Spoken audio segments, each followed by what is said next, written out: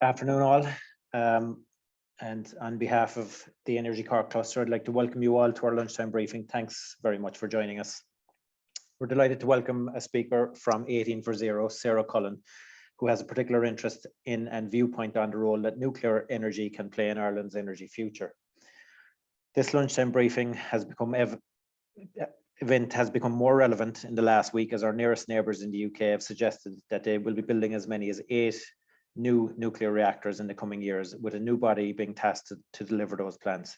It must be pointed out, of course, that this move is accompanied by other measures such as the doubling of targets for green hydrogen production and the goal of up to 50 gigawatt of offshore wind.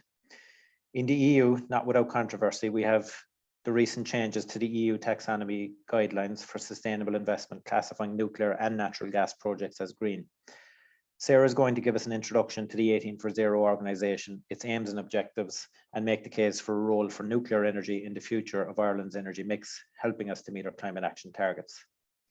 We'll aim to finish on time at 1:45 and hopefully have time for Q&A at the end. Do let us have your questions via the chat function. Importantly, Energy Cork hosted events would not be possible without the ongoing support of Cork County Council and Cork City Council through their respective economic development funds. A couple of items of housekeeping for a start. It should be already done so by default, but please keep your microphone on mute for the duration of the event. As I mentioned, we'll have a short Q&A session following the presentation. Please use the chat function to ask any questions you might have. This event is being recorded and will be shared online afterwards. And so to our introduction, Sarah Cullen, co-founder and director 18 for Zero. Sarah is a co-founder and director of 18 for Zero, an Irish clean energy advocacy group calling for the repeal of Ireland's anti-nuclear legislation. She has worked in planning for the Irish solar sector and in training for the international nuclear and radiation technology sectors. She holds a master's degree in energy systems engineering and a BSc in physics. Over to you, Sarah. Thank you very much for that introduction. I'm just going to share my screen and I hope you can all see that. Sorry, one second. My screen's jumping around. So I'm going to try to stay on time, and this is what I'm going to be talking about. I'm going to give a brief introduction to 18 for Zero. I'll talk about, and I'm sure you're all very aware of Ireland's electricity now and Ireland's electricity needs for the future. I'll then discuss nuclear as one technology option for that potential mix.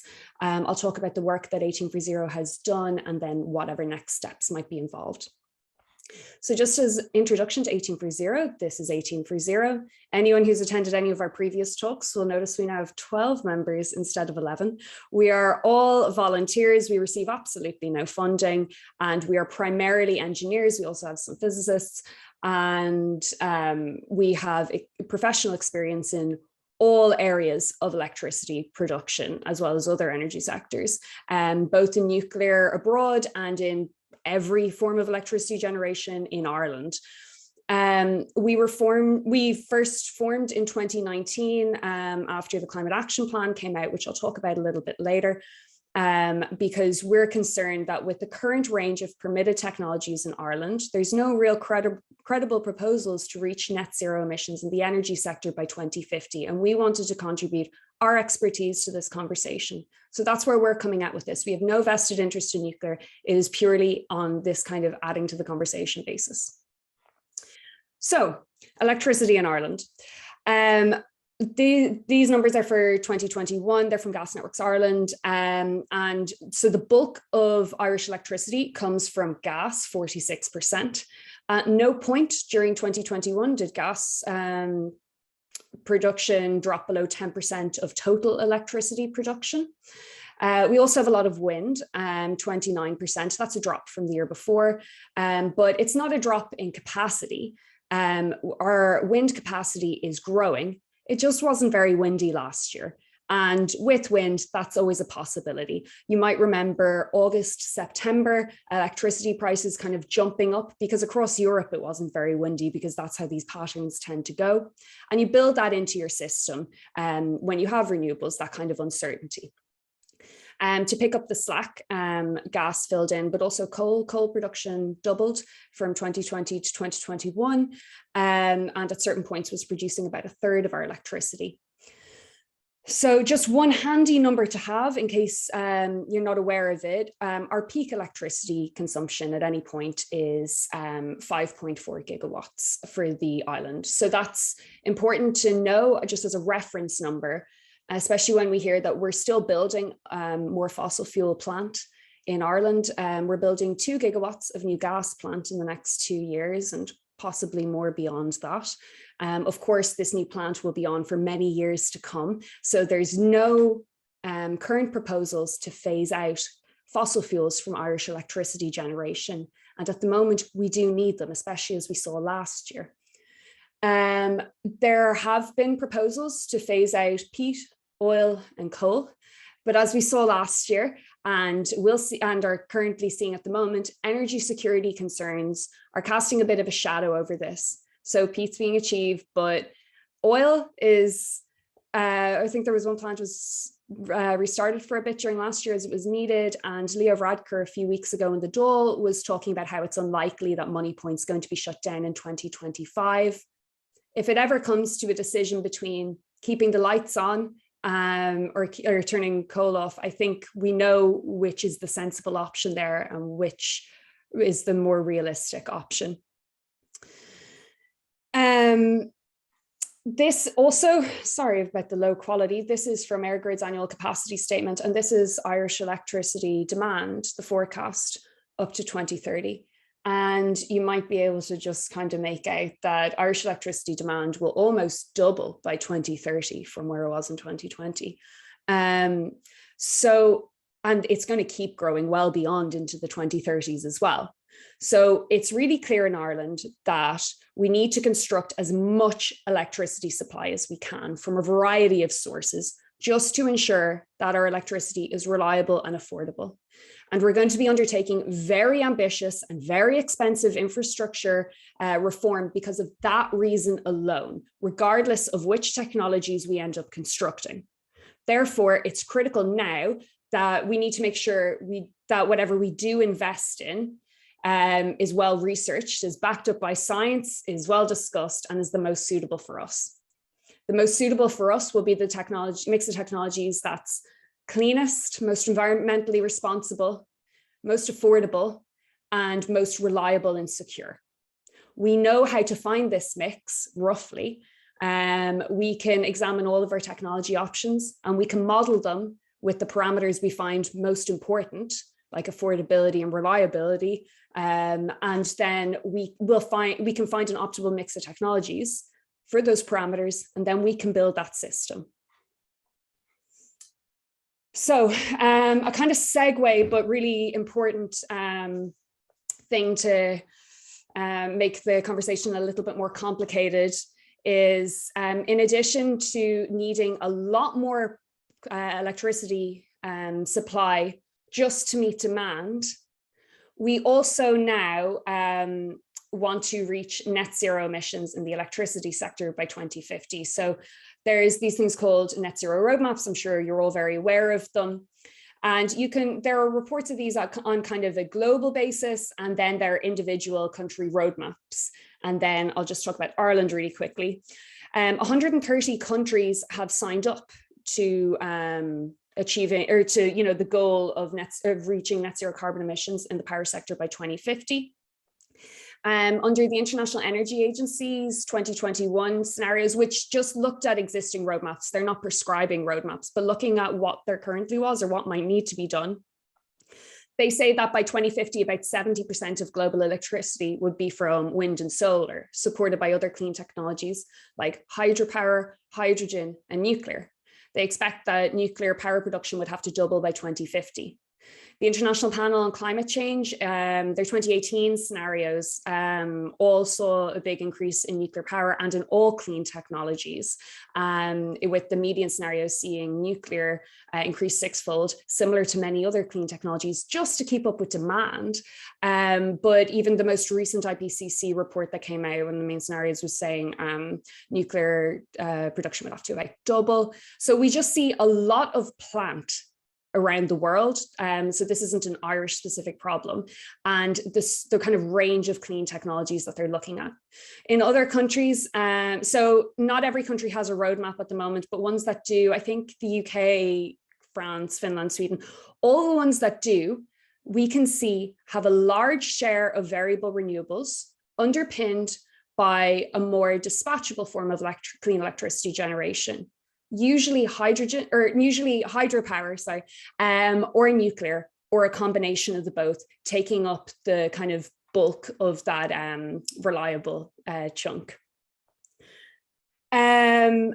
So, sorry, so, oh, and then, actually, I should probably say the Ireland one. In Ireland, a climate action plan came out in 2019 that said that had a goal of 70% variable renewable electricity, so wind and solar, by 2030, which is about consistent with what the IEA sees globally. And then in 2021, this was revised upwards to 80%. How we get to net zero by 2050 is currently being determined by a model like how I discussed earlier, but a little bit different, by EirGrid. EirGrid are going to put in different technologies with different parameters, and by the end of 2023, they're going to come out with different pathways to net zero. And in 2024, the government is going to choose a roadmap from these pathways. So yeah, so at the moment, it's really clear we have an opportunity to look into all the possibilities and all the technologies, and we have a real need for it. So with the current range of permitted technologies in Ireland, it's really hard to interpret the government's strategy to reach net zero by 2050 as anything other than just dramatically increasing the share of variable renewables from wind and solar, and just assuming that there'll be breakthroughs and advancements in technologies that make those technically achievable in any way affordable manner. But we know that that will be very difficult technically, and there are all sorts of concerns that would need to factor into that conversation. And it's why when EirGrid's looking at their model, we think that they really need to expand on the range of technologies that's currently permitted in Ireland to include technologies that aren't currently permitted in Ireland, such as CCS and such as nuclear. One of the complications to just relying on variable renewables is something that I don't hear about very often, but is really important. And it's what you can see in this graph here. So this graph is from the OECD, and it shows systems costs for generating electricity with high penetration of variable renewables. So the example on the right there, 75% variable renewables, that's less than what Ireland is aiming for by 2030. And you can see, now these are very rough numbers, but you can see the systems costs, not the cost of generating electricity, not the cost of the plant, just the systems costs reach about $50 per megawatt hour. So that could be interpreted, as doubling the cost of electricity, depending, these are largely indicative, but that's the kind of scale that we're looking at. So it's really important to consider we could just go with the technologies just available to us and not discuss new ones like nuclear, but this is the reality of that. And that might be the best way to do it, but we won't know until we model all of our options. And clearly, when we're risking doubling the cost of electricity, which would risk a lot of our way of life and would risk a lot more people being vulnerable to energy poverty, it's critical that we at least look into all of our options. So all of that is the case for looking into new types of electricity, the generation beyond what is currently available in Ireland. It's clear that we have to look into more options. And one of those options is nuclear energy. So let's look at the kind of characteristics of nuclear energy. The first one is what this graph kind of represents, and excuse my scribbling over it. These graphs are never that easy to interpret, so I've done my best. This is from the United Nations Economic Commission for Europe, UNECE. In 2021, they did a comparative study of the environmental impacts of all major forms of electricity generation. And this is the result for carbon emissions over life cycle. So taking into account things like construction and mining for all life cycle carbon emissions. As you can see, nuclear power has the lowest life cycle carbon emissions of all forms of electricity generation. So if we're going to, so knowing that we need to look into technologies that we don't currently have in Ireland, this is a very compelling case to look into nuclear alone. If one of our main goals is minimizing carbon emissions, we should definitely, on a national level, be looking into the lowest carbon form of electricity generation. In that same report, they also found that nuclear power is lower land footprint and materials use than other forms of electricity generation. UNEC have actually said that international climate objectives will not be met if nuclear power is excluded from the mix. Nuclear power is dispatchable. It can complement variable renewables. It has a brilliant safety record, and it's now being included in the EU taxonomy and the JRC report. So it was found to meet the does no significant harm criteria. So nuclear power has traditionally been too big for the Irish grid. The largest Irish power plant is Moneypoint, which is about 1 gigawatt, which is the size of one of these plants, but that's actually 3 units. Most Irish individual generating units wouldn't be over like maybe 300 megawatts. And small modular reactors are kind of 60 to 300 megawatts in size. So they actually are quite a good match for our grid. And this makes it particularly compelling why we would look into these technologies now as they're becoming available. The picture on the left there is the steam turbine, which just looks like a regular steam turbine, but it's exciting because it's from Hualong 1 small modular reactor nuclear power station in China. There are operational small modular reactors in Russia and China. They will be operational in other countries, but the licensing processes are different elsewhere. So like they'll be online in the late 2020s in the USA. Estonia, which is a country half the size of Ireland and has never had nuclear power before, is, I think about 2 or 3 years ago, started looking into nuclear power. They're now saying they're going to have their first small modular reactor nuclear power plants running in the early 2030s. Poland, which is a country with no nuclear power plants and is desperate to decarbonize their very coal-heavy grid, they're aiming to have their first small modular nuclear plants built even sooner. And that was announced a few weeks ago. I think they're aiming for 2029.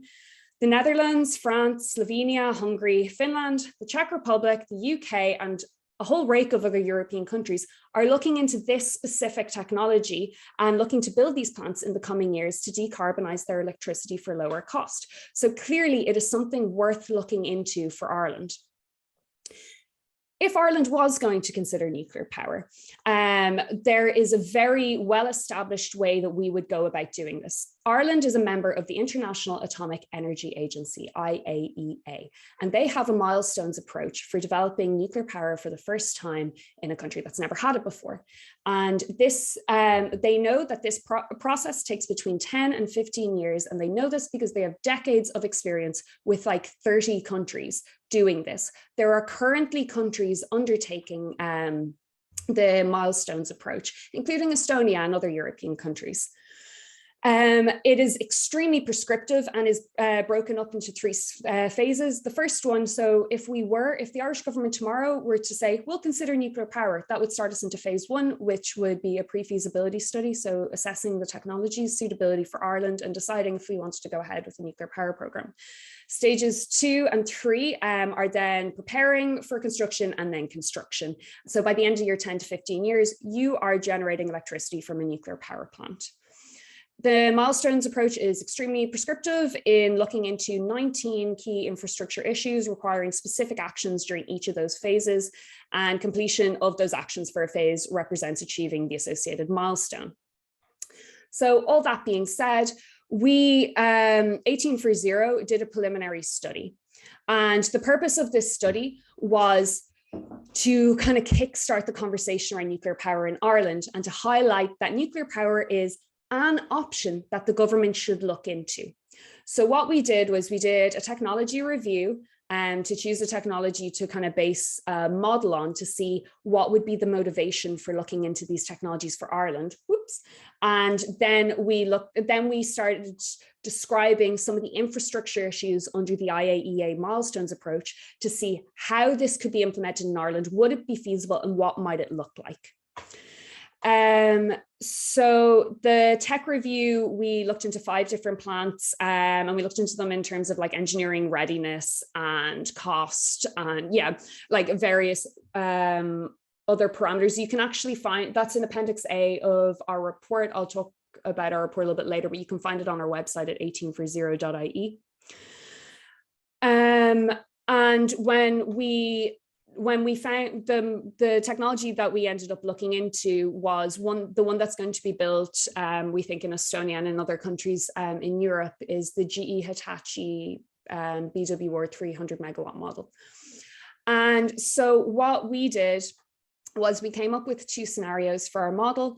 The first one was looking at the current range of technologies permitted in Ireland, assuming we did this before the 80% target came out. So assuming we're going to reach 70% variable renewables by 2030, and then just scale that up like as old plant retires to 2050, and just assume that's technically possible and take all the numbers from the relevant associations. We didn't come up with any of these ourselves.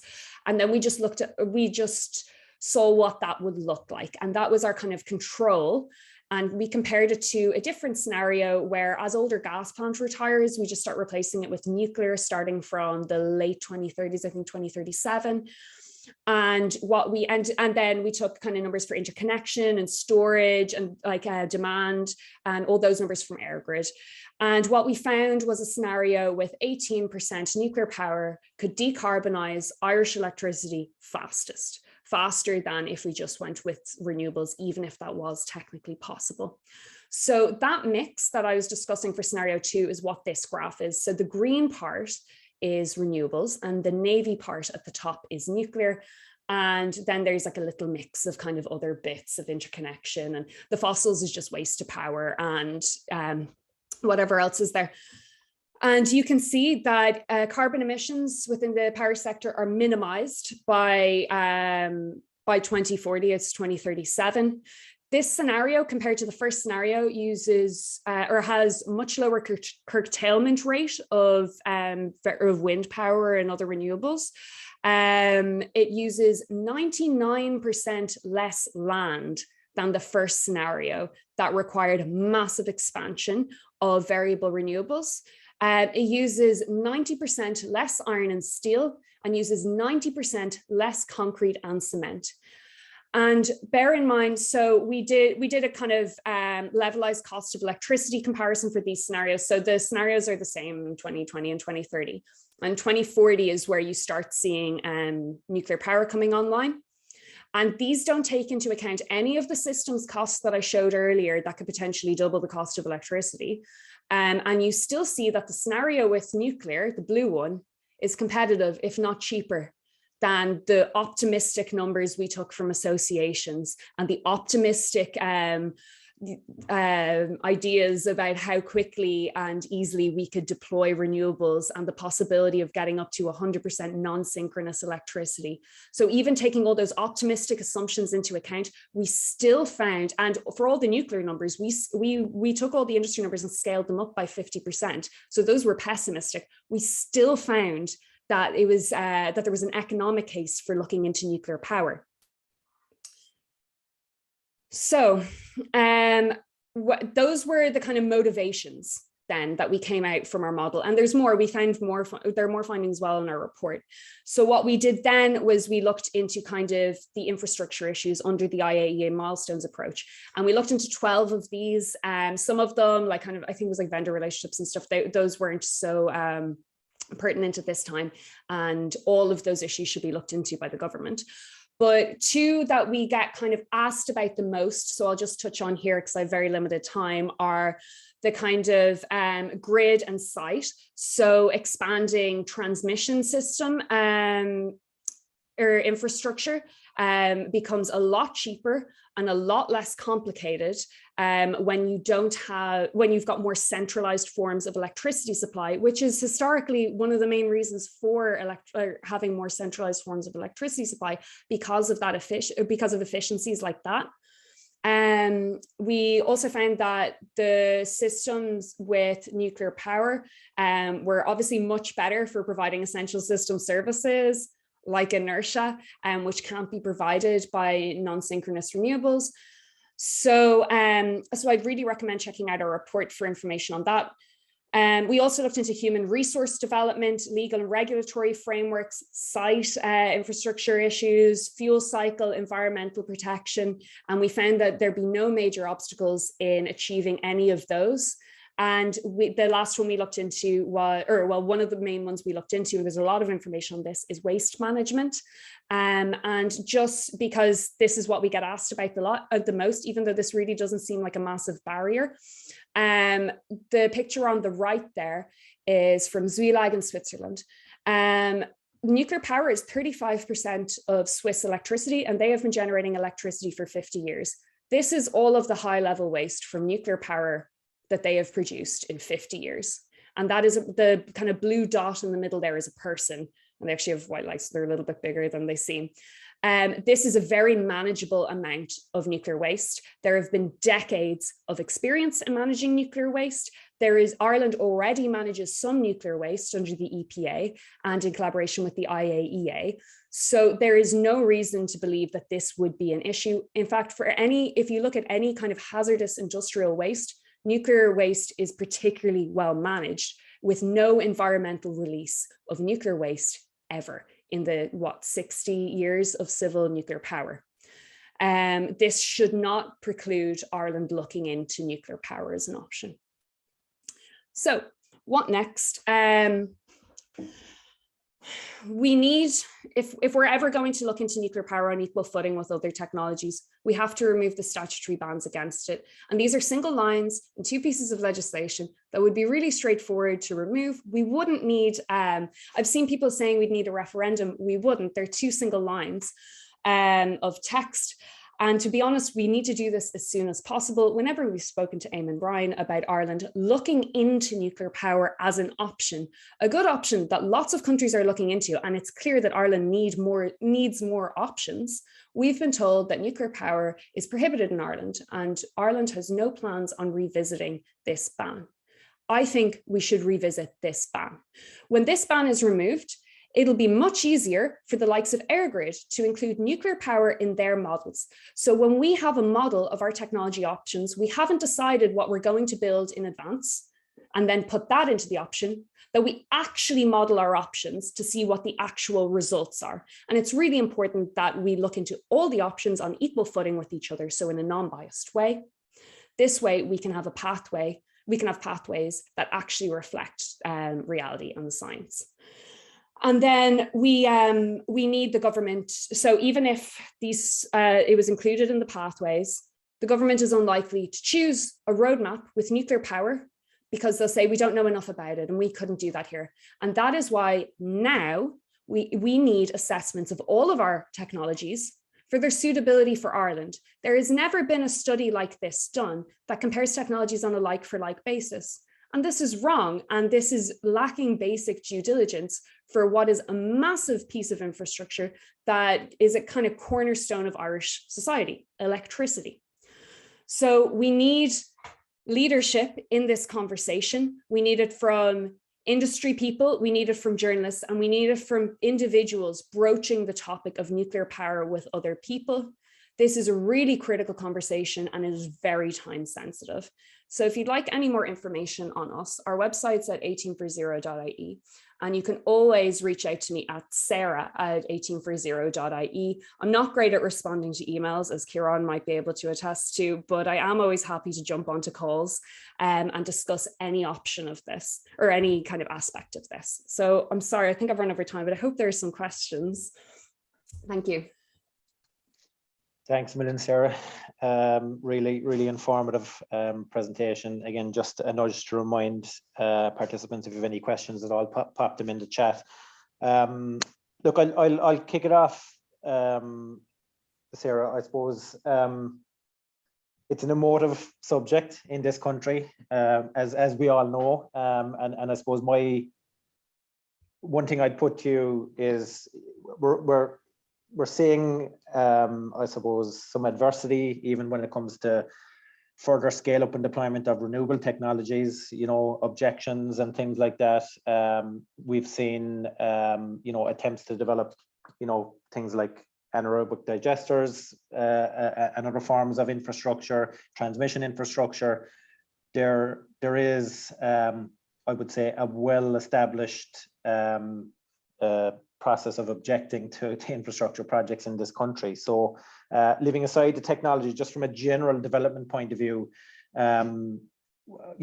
how would you go about overcoming that challenge? And I know there's a lot that would need to be done for a start, even to get it into debate, but in a general sense, with such an emotive topic, how do you? So because I used to put together planning applications for commercial scale solar farms in Ireland. And this is, and I'm not particularly sold on any one technology. I think we desperately need to be increasing all of our clean electricity supply as quickly as possible.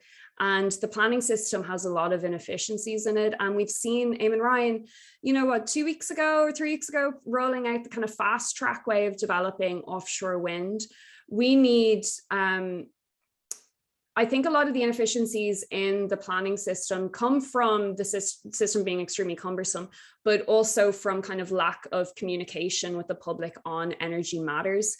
I know a lot of people, I've been doing a bit of market research recently into electricity prices for commercial consumers, which is generally poorly reported on and not very accessible. And we see the cost of electricity for some like shops and stuff doubling in the last year, which is much higher than the hike in residential.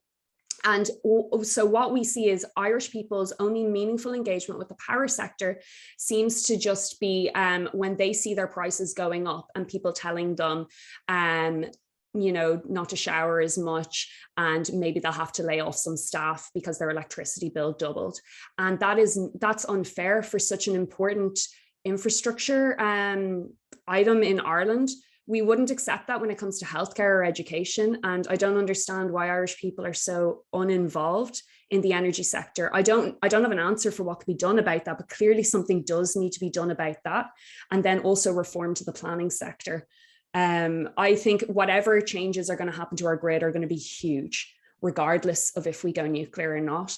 And in order even just to build the transmission systems, we're going to need much more leadership from politicians and journalists and different people in the energy sector in communicating this to people, because people by and large don't understand what's happening in the energy sector, and that's wrong. Yeah. Thanks for that, Sarah. I'll throw one more out maybe before I go to the questions in the chat. I think you've articulated very well what we need to do for a start in terms of having a proper discussion and a debate, and for a start modelling the potential role for nuclear. I mean, I was struck just in the last week or two to see Elon Musk, who is Mr. Clean Energy, literally, advocating for the building of more nuclear. As a key component to enable a net zero future. I suppose when you see people like that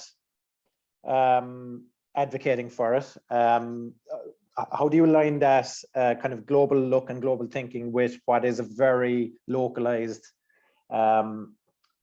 adversity, I suppose, to the technology here in Ireland? And you mentioned the minister, obviously. Yeah, I would say like Ireland isn't particularly anti-nuclear. I mean, because we haven't had a nuclear sector. I think, and the Journal came out with a poll. It was the first one that I'd seen ever about in recent years and recent decades about Irish attitudes towards nuclear power. And they just asked, should Ireland build nuclear power? Which is a very blunt question that I'm not even sure I know the answer to. But half of people said yes. So, I mean, I think that Irish people aren't as anti-nuclear as most people would assume. I don't think we're incapable of understanding things if they're properly communicated to us. I like, more broadly, we see that a lot of Irish people are advocating for like firm climate action, despite Ireland being such a small country, because we know that we have a disproportionate impact on the climate, and we know that we're a particularly lucky, well-off country, and that it is a bit of a duty of ours to do what we can. And I think for those reasons, Irish people have shown that they're happy to talk about climate change, to make actions for climate change. It would be really nice if the systems that control the really big infrastructure issues would push for changes in those areas. The Citizens Assembly on climate action showed that, but they also excluded nuclear. So yeah. Okay.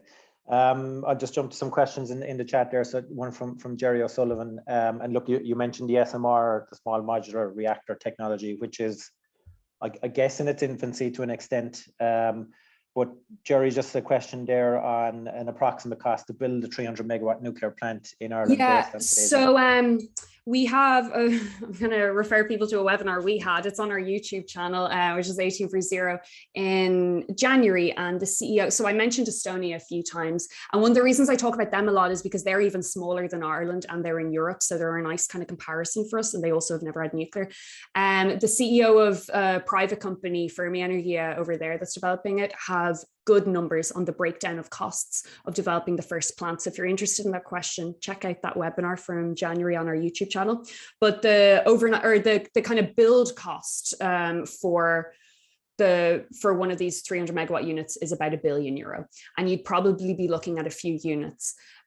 This is competitive with other forms of electricity generation, especially when you consider the capacity of, so the capacity factors of the plant are over 90% compared to other forms of electricity generation. It's not a particularly, and also, I mean, I will say the technology is not in its infancy really. These numbers aren't that unknown, because in the small modular reactor plants, so NuScale and the GE Hitachi model that are going to be built first, so the late 2020s, early 2030s, they're all scaled down versions of existing plants. They're all based on existing components that have all been through licensing and stuff. So this lowers the risk quite a bit. And there are already supply chains in place for these. So they're much more well established, I think, than people would assume, because they're not really new technologies. Okay. One pretty direct question from Mike Fuller here. Where would you locate the plant? Not to throw you under the bus there. If you my backyard, no, but if it gets it built faster, I don't think my backyard's big enough. But so we look into, again, I'm going to just keep referring people to our report as well because it's brilliant, but also it has a lot of information in it. We looked into site and site selection. I mean, the government did a study in the 70s of where to site nuclear power plants, and they found Carnsore Point to be really good. One of the other options was Money Point power plant, which, as we all know, when Ireland decided not to build nuclear, we built coal and we built it there. But as a result, we have brilliant infrastructure. All the transmission infrastructure for Money Point could be used for a nuclear power plant, the site, and like even the kind of soft infrastructure, like human resource and stuff in the area. You know, what's going to happen there when Money Point's decommissioned? So that, like, I think old fossil fuel plants, and there will be lots of these in coming decades, are a good first place to look. But there are lots of options. Usually you just want to go near the coast, and Ireland has a lot of that, so we're quite lucky. Okay. One from Brian Holmes here. So have you allowed for the time and cost of establishing the expertise required for safe nuclear in Ireland? Yes, we also have another webinar on that from November with some human resource development experts, one of whom is from Northern Ireland. He's an expert in nuclear human resources. I would really recommend that one as well, because they actually talk about the roles of different jobs in a nuclear power sector. So developing the expertise, there's kind of two main bodies that you really think about. So, well, three. So the first one's called the NEPIO, and that's the government organization that would do the study into nuclear power, and those already kind of exist. That would probably be people from the EPA or academics. And that's about 5 people. And then you have about 10 to 50 people, depending on what type of regulator you go to for that kind of regulatory and legal framework. And again, we already have a lot of those people here. We already have a lot of expertise. And then there, depending on how many nuclear power plants you build, you might have, up to a few hundred staff. So between maybe 70 and 500 staff, depending on how many you have. And of those, you might need maybe 1 or 2 nuclear engineers. Nuclear engineers design nuclear power plants. Technicians operate nuclear power plants. And what we see in other countries, like in EDF in the UK, they regularly retrain coal plant workers to work in nuclear power plants, because again, a lot of the plant is the same. You're heating up water to turn a turbine and generate electricity. So we already have a lot of the skills. And if we were to decide tomorrow to look into nuclear power, well, we'd have about 10 years before we'd need those workers to come online. So whatever skills we're missing, we could recruit from abroad, we could bring in consultants, and we could train in the meantime. But we have a section in our report on that. And we have a whole webinar on it. I'd recommend you checking out. Okay. One more there, I suppose, just from Joe. So look, he's asking maybe if you can elaborate a bit more on the modeling. I suppose, and you did have a pretty good chart on that, the 18%. I mean, you're arriving at that as the cost optimal level of nuclear to be deployed? Yeah.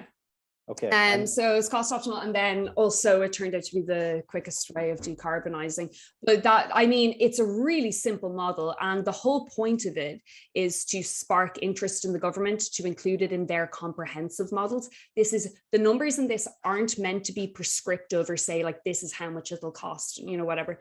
It's just meant to be a comparison.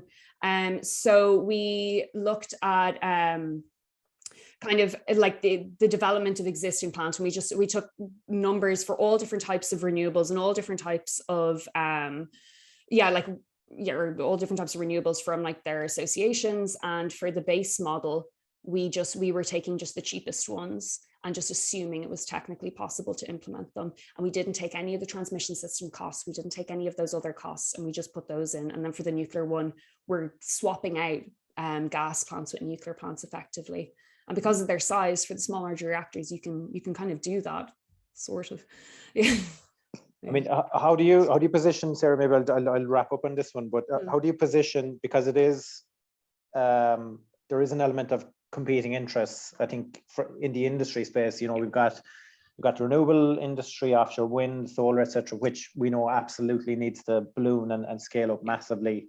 You've got the part of the industry sector then saying gas needs to continue to play a role, and green hydrogen obviously coming more and more into the discussion. How do you carve out adequately and articulate the role for nuclear when it will be perceived as competing against some of the solutions that are being put forward by other industry sectors? Yeah, it's really important to understand nuclear isn't competing with renewables. Renewables and nuclear provide different services. So renewables are fantastic, and we are building loads, and we should be building loads. Absolutely brilliant. But we're not really keeping up with demand just by doing that. And we're not accounting really for reliability if we just focus on them. What nuclear provides is that reliability and that security. And nuclear power isn't in competition with renewables. Nuclear power complements renewables. Nuclear power is competition for fossil fuels. And some people will make the argument, perhaps rightly, that maybe they think certain types of fossil fuels could do it cheaper, and maybe the environmental thing isn't as big a deal to them. But so what we need to do, instead of just basing these conversations on kind of emotion and like piecemeal energy policy, which is what we've had in Ireland for the last few decades, what we need to do is have a comprehensive model that shows people this is what it is. When I've spoken to people in the renewables industry, former colleagues of mine and people from the associations, I don't find people against nuclear power for the sake of it. And I don't think the renewables industry is threatened by the potential for nuclear power. I think it's possibly helped, especially just looking into our options. I mean, to not even look into our options at this point is madness. But yeah. Maybe just one more. It's in from Alan O'Sullivan, I suppose, and more of a challenging question. But I guess we have seen it, for example, with recent nuclear bills in the likes of UK, spiraling costs and things like that. So look, I suppose Alan's point is the nuclear industry has a track record of optimization bias in cost estimating, which is a really good way of putting it, I think, in terms of I know what it means. It's so like, how would you address that kind of? So any big infrastructure project has this issue. And we have this conversation, we get people saying to us, sure, we can't build a children's hospital. How could we build a nuclear power plant? That is a huge infrastructure project.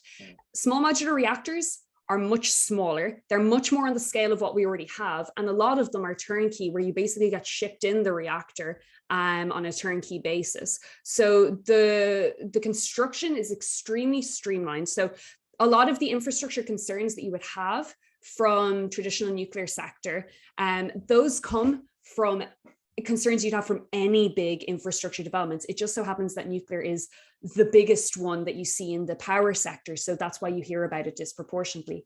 And when you look at countries, I mean, the extreme example people use is the plant in Finland that just got commissioned. So I think that was meant to be built in like 6 years and it got built in 12, and the cost rose multiples of what it should have been. But Finland is looking at building more nuclear power.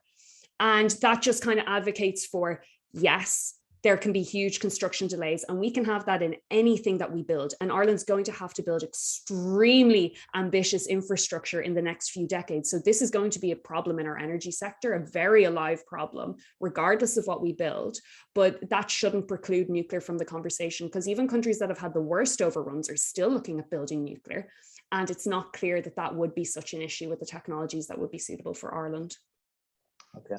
So I suppose maybe just to wrap up, Sarah, I mean, there's an audience here listening attentively. I mean, what's your ask of the people listening? You know, you mentioned the kind of rote response you get from government ministers or other stakeholders. Nuclear is not permitted, end of. How do you go about changing that? Is it a grassroots movement? Well, so the thing is, we need everyone to kind of engage in this, but we don't need people going out saying we want nuclear power. I would advise against that for any one technology. I think that's a really weird way to build an energy policy based on, we like this technology, we'll allocate a certain amount and then try to jam in the rest around it. What I would love is for better discourse around, we need an actual scientific model to underpin our energy policy in Ireland. We want cheap, reliable, clean electricity, and find a way to get us there. And in order to have that conversation, we have to remove the ban on nuclear power. We can't know the best mix of technologies without examining them all. And the ban on nuclear power means that we don't have any government research into nuclear power from the last few years. That's why 1840 had to come in and try to fill in some of that and try to get this conversation started. And it's not clear that nuclear power is going to be included in EirGrid's model. We haven't seen that anywhere. And if anything, we've seen a lot of reluctance from the likes of Eamon Ryan, who is a key kind of stakeholder in these models. And so we need people to show their support for people to show their support for nuclear power being included on a technology neutral basis, on an equal footing with other technologies. And what that often looks a lot like is promoting nuclear power and saying this is the best one. But that's not what we're doing. What we're doing is saying it is an option, we need to look into it. So if people, especially talking to TDs and letting them know that there is this appetite out there for this, and and talking to other people and informing them about what our electricity system looks like, because we don't have that kind of engagement. We don't have people lobbying the government for better energy policy, but if they knew more about it, I think they would be.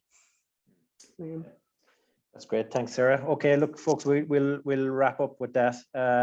Just to close out, thanks a million to Sarah Cullen for her insight and answers on a very engaging topic. As ever, thanks to Cork City Council and Cork County Council for their continuing support via their economic development funds. Thanks to you all for tuning in and engaging with the discussion today. If you've any feedback on this event or would like to discuss speaking at a future briefing, do not hesitate to contact us. A recording of this event will be available at the Energy Cork website shortly, and we'll be back in we'll be back with more briefings shortly, I should say. Make sure you're on our mailing list as well, obviously, and following us on Twitter and LinkedIn. And just one final aside, there is an upcoming conference actually in June, the Power and Energy Conference, and I gather Sarah actually will be participating in that as well as myself.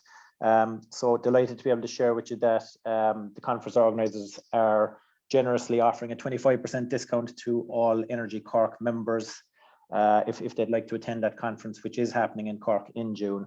Kieran will be sending out the details via the mailing list shortly, so keep an eye out for that as well. Okay, thanks all. Thanks a million, Sarah. Thank you. Cheers. Thanks, everyone.